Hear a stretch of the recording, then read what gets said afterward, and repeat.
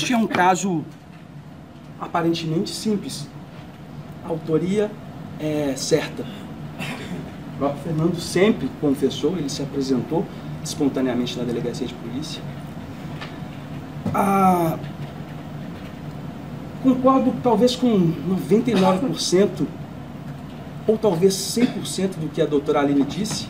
O que eu não concordo é com o que ela não disse.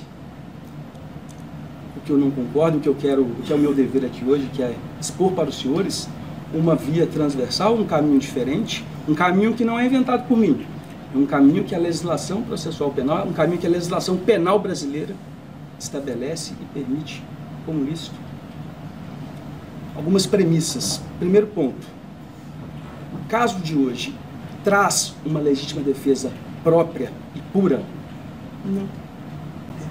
Vocês acreditam que aquela mulher que estava com uma filha de 4 anos de idade e presenciou um senhor chegar na porta da sua casa, independentemente se tem arma ou não, falando, eu vou matar o seu marido, vocês acreditam que ela ainda dorme tranquila?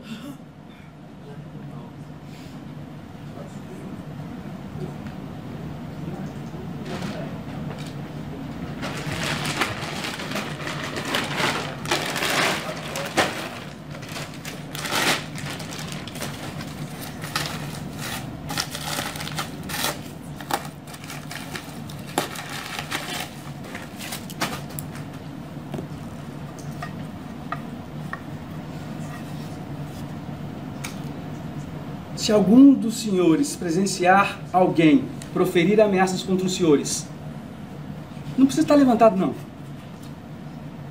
Com esse pedaço de pau na mão. Algum dos senhores ficaria apavorado? Algum dos senhores ficaria seriamente emocionado? Algum dos senhores teria medo?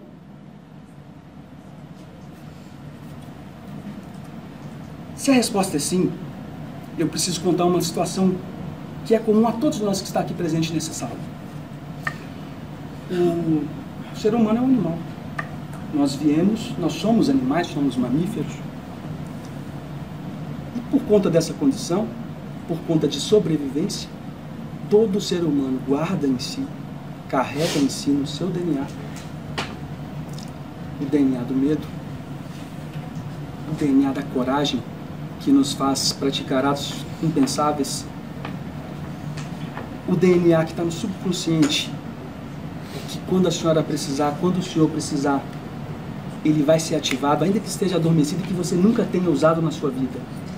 Ainda que ele esteja adormecido desde o dia que você nasceu, você vai usar esse DNA de sobrevivência, de instinto de sobrevivência, para se ver livre de situações que envolvam violência, para se ver livre daquela situação que lhe impõe medo. E aí é complicado, às vezes, quando a gente fala de excesso doloso, excesso exculpante, o que a gente tem que ter em mente? A primeira situação é a dificuldade de se medir, porque não existe uma regra para isso, senhoras e senhores. Qual emoção que seria suficiente para tirar a senhora do sério a ponto de tirar a vida de outra pessoa? Eu não tenho como afirmar isso. Isso é muito da vivência de cada um de nós. E é esse DNA que é ativado pelo medo, que é ativado com a autopreservação, é que faz qualquer um de nós aqui presentes ser forte o suficiente para enfrentar o perigo. Só que o problema desse DNA, o problema desse instinto de sobrevivência, é que quando ele é ativado, ele cria uma situação biológica no seu corpo, de emoção, de tamanha força, de tamanha como um vulcão em erupção, que ele não cessa tão imediatamente. É difícil, é complicado você exigir de uma pessoa que está emocionalmente abalada que ela tenha reações racionais. Ele fala, eu me excedi, realmente foram golpes em excesso. Engraçado que ele conta, como é que você parou? Minha esposa gritou comigo, a Sirlene gritou comigo, eu voltei a si e eu saí correndo daquele palco. Inexigibilidade de conduta diversa. Nessa situação, depois de ter sido provocado, depois de ter sido ameaçado de morte, de alguém ir até a sua residência portando um caibro desse, Sirlene e a filha de 4 anos presentes, naquele caos, a gente tem como exigir dele uma régua de controle emocional diferente do que ele apresentou naquele dia? Ou a gente entende que, apesar de não ser o desejável pela comunidade, apesar de não ser o desejável enquanto cristãos, enquanto sociedade, não havia outra solução naquele momento que não fosse aquela reação? Ou melhor dizendo, a gente pode, apesar de ter praticado esse excesso, a gente pode perdoar esse excesso dele por conta da situação de caos que ele se encontrava? Quem ameaçou? Quem xingou? Quem proferiu palavras que já machucaram demais os ouvidos de Vossas Excelências, por isso eu peço perdão? José Muniz. Até determinado momento, qual foi a reação desse rapaz? Botar o cachorro para dentro de casa. Não responder mais e voltar para dentro de casa. Quem, segundo o Emilton Zala, portava um instrumento artesanal feito para agredir uma outra pessoa? Quem portava um punhal artesanal na cintura, também um objeto feito para causar danos a outra pessoa? Ah, mas ele portava uma faca de cozinha que estava dentro da casa dele. Ele não portava essa faca, estava dentro da casa dele. Era com essa faca que talvez ele cortava a maminha para fazer o churrasco do fim de semana. Isso aqui serve para quê? Isso aqui serve para quê? Isso aqui tem alguma utilidade prática? Essa aqui tem. Isso aqui é um utensílio doméstico. Pode causar mal de outras pessoas. Mas isso aqui é um utensílio doméstico. Isso aqui. Para que serve isso aqui? Para que serve isso aqui? Quem gerou o caos naquela manhã, senhoras e senhores? Quem gerou o caos naquela manhã de domingo, senhoras e senhores? Não foi esse homem. Ele pode ter todos os pecados do mundo, ele pode ter cometido seus erros e vai pagar por eles. Este não é o caso. Façam jus ao juramento de julgar com imparcialidade esse caso. Façam jus a esse juramento sagrado de entender o próximo, de se colocar no papel do próximo, de entender o caos que ele se encontrava, não por culpa dele, não por provocação dele, mas por provocação direta de José Muniz.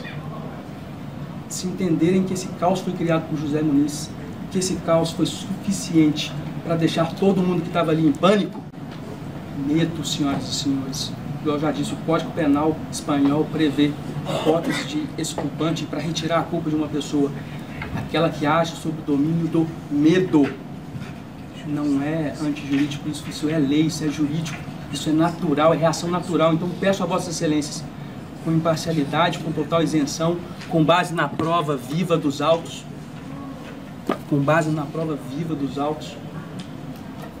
Vocês não ficam com medo quando eu seguro isso aqui, não? Quando eu pego aqui, não? Eu tenho cara de bonzinho, né? Vocês não ficariam com medo ao visualizar uma pessoa com um caibro desse?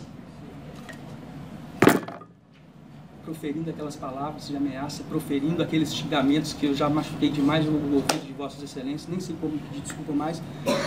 Ele estava com medo, senhoras e senhores. Absolvam esse rapaz dessa acusação que foi feita. Legítima defesa, sim, não pura. Houve excesso? Sim, mas plenamente justificado pelas circunstâncias de fato.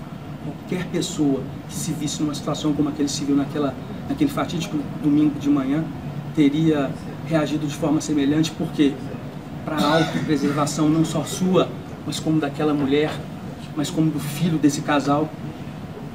Medo, senhoras e senhores, ele agiu tomado pelo medo. E isso é causa exculpante capaz de retirar a sua necessidade de punição. Então, por favor, absolvam no quesito próprio. O jurado absolve este rapaz? Sim, eu imploro a Vossas Excelências, façamos justiça aqui hoje, independentemente de quem seja quem está sentado ali, mas pelo drama que ele viveu, pelo drama que ele foi colocado, ele não causou esse drama, pelo drama no qual ele foi colocado, pelo caos instalado, pela conduta irresponsável do José Muniz. Absolvo este rapaz, é o que a defesa pede e implora a Vossas Excelências. Muito obrigado.